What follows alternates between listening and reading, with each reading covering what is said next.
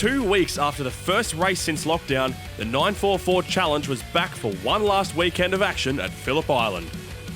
Conditions were typically unpredictable, and drivers set to work on Saturday morning throwing down fast times in qualifying. John Kennedy was hot off a stellar weekend last time out and looked to end his year on a high. But Cameron Bella was eager to show everyone why he had the number one on his door. In a combined session with saloon cars, it was a good chance for the drivers to practice their racecraft. But 2 incidents on the same lap, including an engine failure for John Venoris, brought the red flags out and called half-time on the session while his stricken car was recovered. It was a mad rush to post lap times when the session got back underway, but it was a blessing for Adam Brewer, who was gifted some precious time to fix his car and put down a flying lap. But it was Cameron Bella who took pole position by almost half a second over Jamie Westaway. Car was good. A little bit understeery with the wind. Had a bit of a side crosswind coming over the track. It's difficult conditions, I suppose, with traffic with the sports sedans, but found a bit of space in the end and got in a few good laps. I think I can pull in some time from the race. I think toe played a big part in that, so I think we're relatively matched on the pace. Yeah, I definitely think I can fight him up front. Just seems to be a case of getting a good start.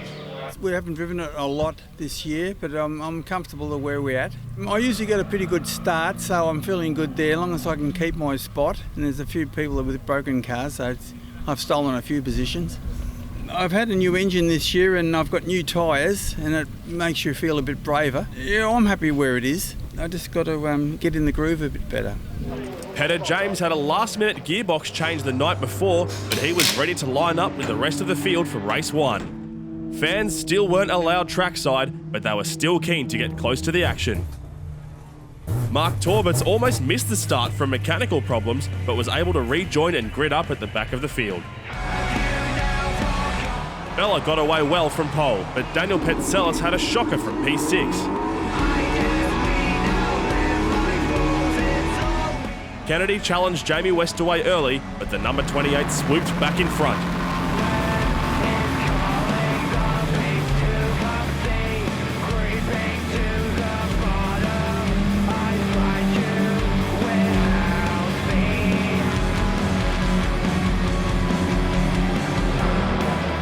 While Andy Jones held off Keith Mariner, Kennedy tried another move on Westaway for second, but couldn't convert. Meanwhile, Peter James had his new car sorted and charged past Jimmy Mitchell.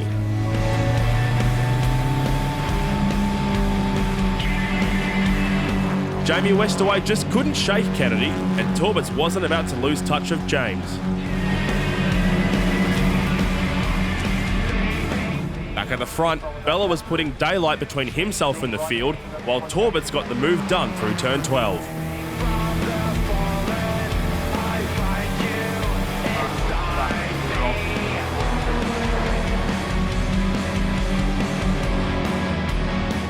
Richard Howe was leading a tense battle for fourth, and Petzelis was making up for his start, getting past Marius Katrina into turn 1 and catching him by surprise. Brewer caught a wheel in the dirt trying to get past Michael Westaway and quickly found himself next on Petzelis' hit list.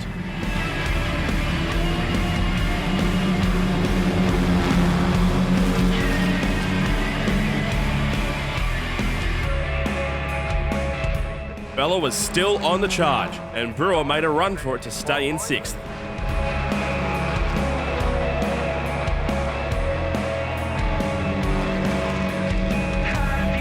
The podium was just out of reach for Richard Howe, and Katrina was losing touch with Petzelis.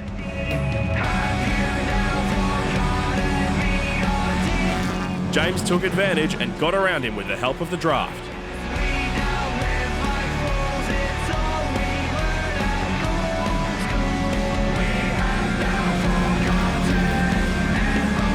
Torbitz could smell blood in the water and went for a pass of his own. But he couldn't make it stick around the outside. Jamie Westaway was looking safe in 2nd, and his uncle Michael was having a good run in 5th.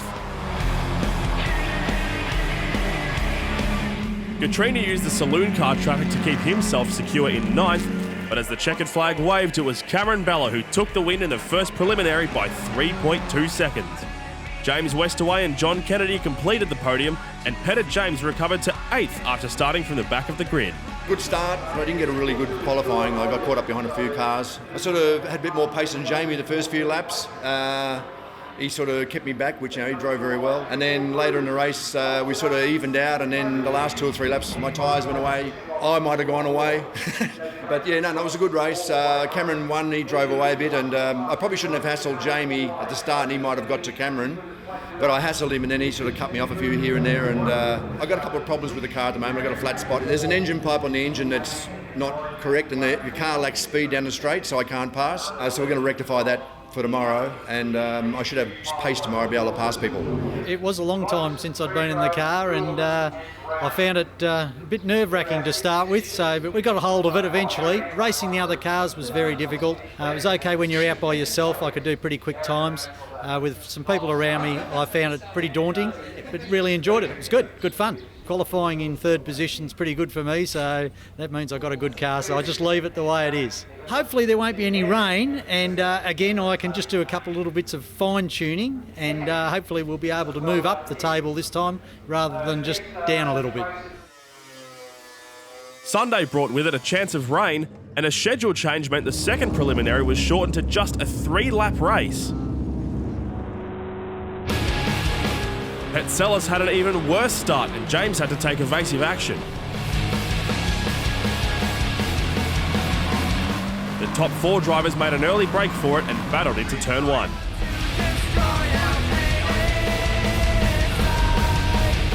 But suddenly the heavens opened up over turn 2, and Torbitz and Jones spun on the wet track. Jones got out of it unscathed, but Torbitz found himself in the path of Keith Mariner. The race was still on, and Kennedy made his way into the lead through turn 3.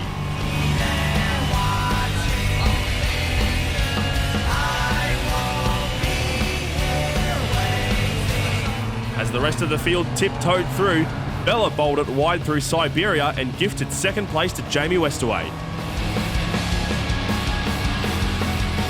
But as the rain kept falling, Jimmy Mitchell lost the back end and slid off the track. Petsellis followed suit as he tried to catch up, and the race officials had seen enough. The safety car neutralised the field for the rest of the 3 laps, effectively making it a 6-corner sprint race. Those early gains for John Kennedy paid off big time, and he crossed the line first in preliminary 2. Marius Katrina made the best improvement, finding 3 positions on the chaotic first lap. It was second once again for Jamie Westaway, while Cameron Bella fell back to 3rd. Yeah, it was really good. Car was fast. I sort of got a really good start in the race, which helped because once you sort of get a bit of a gap, the draft sort of doesn't take effect, which was good. So just enough to keep Jamie and John Kennedy behind me. So can't complain with that. Car went full, without a fault. So yeah, no complaints. 10 laps is a bit longer, of course. The car did sort of feel a bit sort of stronger towards the end. So I think 10 laps will be fine. So we'll see what happens. Oh, we've had some overheating problems. We've been battling it all year. We think we might have got to the bottom of it. So we'll see what happens in race 3. Race 2 was all right, but we didn't get it up to speed, so I don't know if it's fully been fixed yet. The pace is there. The car's been good. Engine's solid as it's a bullet. So we'll see what happens. Hopefully we've got to the bottom of it because it's a pretty obvious problem with a thermatic fan, and hopefully we've fixed it and we should be right. With the grid position set, it was time for the field to get ready for the main event. There was no threat of rain this time, and the last race of the year was scheduled for 10 laps. With Brewer and Mitchell starting from pit lane, the reduced field took to the grid for one last time. Kennedy had a cracking start, while Jamie Westaway soon found himself battling Howe for 3rd, who made him work for it into turn 2.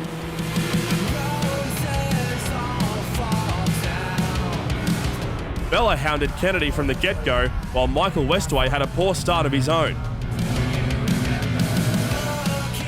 Mitchell was pushing hard to catch the back of the pack. Bella had a huge run across the line to start the second lap and flew past Kennedy to take the lead. Howe had the pace to challenge for 3rd again, but Jamie Westaway held firm under brakes. While Michael Westaway started his recovery drive, Andy Jones tried to keep a gap to Mitchell. Peter James quickly found himself in the hunt for fourth, and Bella pulled a gap at the front. Meanwhile, Mitchell was tearing chunks out of the gap to Jones. Michael Westaway was too fast for Peter James down the main straight. As Katrina fell back, Michael Westaway breezed past Howe into fourth.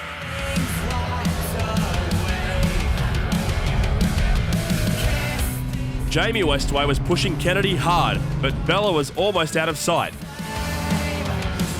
Howe was desperate to hold on to fifth, and Kennedy locked up once again, but Jamie Westaway had tyre problems of his own.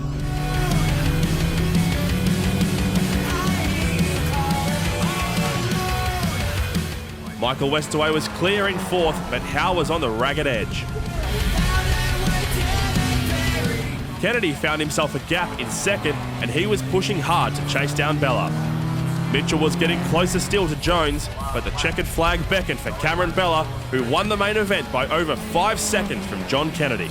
Jamie Westaway was a distant third, just over a second in front of his uncle Michael, who carried huge amounts of late race pace. Richard Howe crossed the line fifth, only half a second ahead of Peter James, with Marius Katrina, Andy Jones and Jim Mitchell completing the running order. A great way to wrap up the weekend and the 2020 season. It was a good weekend. I had good pace the entire weekend. I was really hoping we had a full wet race. A bit unfortunate, it was dry the entire time. I had a great amount of fun. Third place, happy with that. Always good to be on the podium. I was looking really good for a second place, but a few issues, but move on to the next one. Next year, championship title. That's the goal, always to win. Yeah, I suppose we'll go back to the drawing board, see where we can find some more pace. Yeah, look, I thought I went into that race, thought I could win it. A little bit off the pace, so Cam had a little bit more pace. I've got to give them, these two guys can drive, like Jamie and Cameron, they're good drivers. And I've got to drive sort of 11, 10 to stay with their 10, I reckon. But look, I had a real ball, and the 21 season, if we can get it, I'd like to win. And I'm serious with this now, so we'll see what happens. Yeah, I mean, that last race was really good, close battles, and the car was fast. So yeah, overall a great weekend. Just a shame about the second race, a little bit there, not much racing, but the 10 lap I did make up for it, so it's good. Well, next season looks like it's going to be a bit of a tough one with Jamie and John, so I'm really looking forward to it. Goal is obviously to win, but the guys will make it hard, so it's going to be good. So. Got a decent start after a deluge of rain overnight, so the track was pretty sort of wet, but we got onto the track and seemed dryish. But as we got to turn one, we got greeted with a dump of rain for about 10-15 seconds, which was enough to make the track very slippery. And I had no grip on my rear tyres for a wet weather situation, and unfortunately went around, and Keith Mariner behind me had nowhere to go, and he found the back of my car with the front of his. Other than that, that was the only real incident I think over the weekend, apart from John Venora's had some issues in qualifying with an engine let go. But other than that, everyone else seemed to be okay. Small niggling issues for a few of the others, but it was good racing. For myself, I want to make sure we try and figure out this black cat that was run over somewhere. Jinx has gone, and I can have some good luck for a change. That'd be nice. But for the category, look, we've got some exciting things happening. Hopefully we'll see our interstate drivers be able to compete next year, including one from New South Wales with a brand new car. A few cars have changed hands recently. A couple of new cars have been built. So Peter James has his new car that he started racing. Obviously, Andrew Jackman's got a new car in the build. So there's some exciting stuff happening. We'll look for good numbers next year. Thanks to the team at Hire Depot for coming on board with us for this round and also for 2021, as well as our existing sponsors, which are AVI Technology, Advanced Fitness, Seat Time Race Simulations, Westbon Management, Smith's TMP, Poolmaster Bayside and BCRE, as well as Porsche Cars Australia. Yeah, thank my dad, of course, and obviously my family, always supporting. Mechanic Adam Coffin and Neil Olsen, they helped me with the cars. Dennis O'Keefe, been really good. Dad, especially. Tony does awesome work on this car, most of the work actually, and Kayak for hosting another great event. Thanks again to Hire Depot and all our sponsors this year. We're looking forward to a full schedule once again in 2021, and we can't wait to see you at the track.